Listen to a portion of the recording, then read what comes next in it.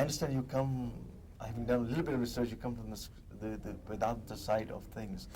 Yeah, it's from the school of Adi Shankara, basically. Adi Shankara, who lived about in the 8th century, and he was a revivalist. But Vedanta goes back to the time of the Upanishads, and at least 2000 BC, maybe before that, before Buddha for sure.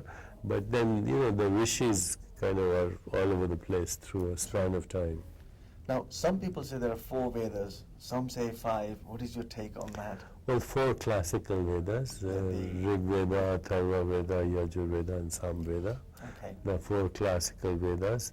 But then there are what are called Upa-Vedas. Okay. And Upa-Vedas, Gandharva Veda is the Veda of music. The secondary Vedas. Yeah, the second. They're branches. So you have Jyotish, which is Vedic mathematics. You have Gandharva Veda, which is music. You have Sthapatya Veda, which is architecture. Okay. So these are the sub-Vedas. You have Ayurveda, which is healing. Okay. And lastly, this concept of Kundalini, really, if you can give me your take on that. Well, Kundalini is another metaphor for the unfolding or evolution of consciousness, which is a spiral, and which moves from constricted levels of awareness to expanded levels, which moves from constricted levels of awareness to expanded levels of awareness, and ultimately to non-local awareness. Okay. So it's. So is there such a state like Kundalini is in state 1 and state 2, like awake and asleep?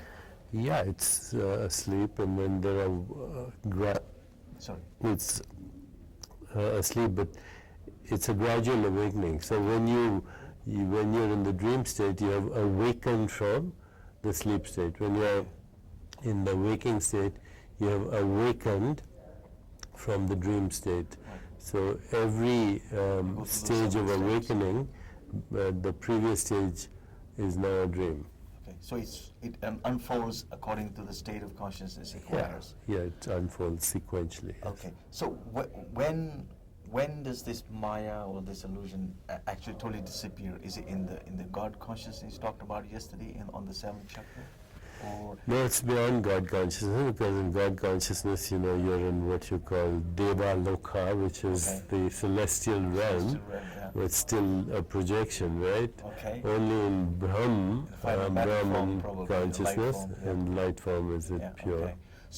So what state would you call that? What chakra would you call that when all this is just disappears? But like I see this as a matrix, if you like, and this is a virtual domain. But you can be fully awake to pure consciousness and still have this experience, knowing that it's a projection. No, I'm talking about the state when you leave this body, you're done, or what they call samadhi or something, and you're not coming back. What is that final source? It's called moksha, freedom. So what state would that be? Would that be beyond God consciousness? That's beyond God. It's unity consciousness. Unity consciousness. Yeah. So that is the final one. Yes. Thank you so much, Deepak. Thank you. You very really much. Thank you. Thank you. Thank you so much, ladies and gentlemen. Thanks a lot. Okay. Thank you. Thanks very much. much.